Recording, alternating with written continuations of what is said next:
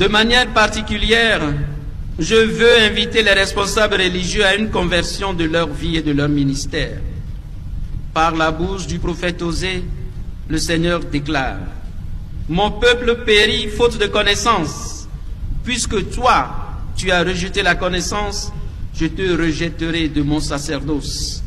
Puisque tu as oublié l'enseignement de ton Dieu, à mon tour, j'oublierai tes fils.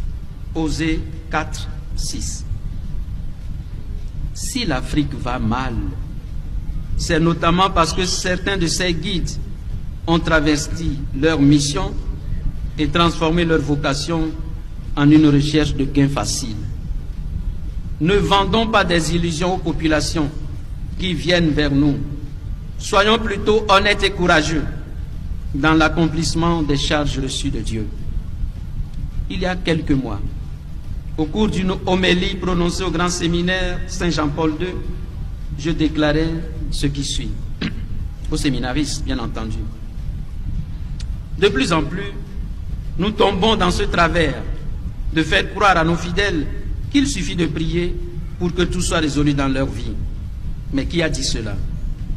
Qui a dit qu'il suffit de prier pour que sans aucun effort, tout soit résolu dans la vie de l'homme? Ne soyons pas des marchands d'illusions. Je le répète, ne soyons pas des vendeurs d'illusions.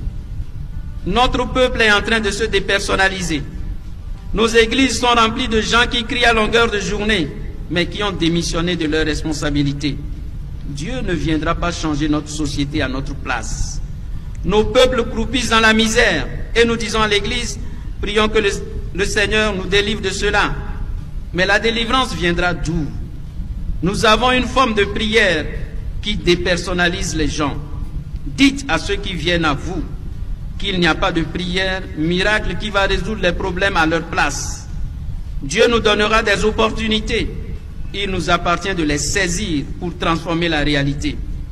On ne veut plus rien faire et on demande à Dieu de venir tout faire à notre place. Et qui sont ceux qui enseignent cette forme de prière? C'est nous.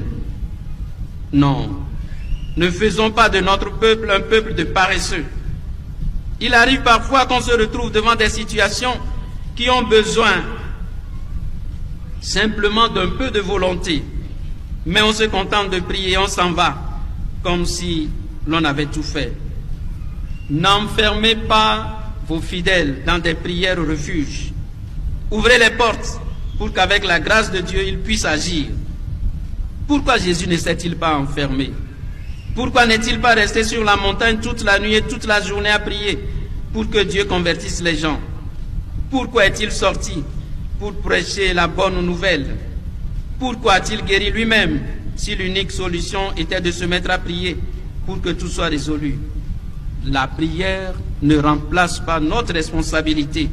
Elle la renforce pour que, puisant en Dieu notre énergie, notre lumière et nos convictions, nous puissions agir sur la réalité.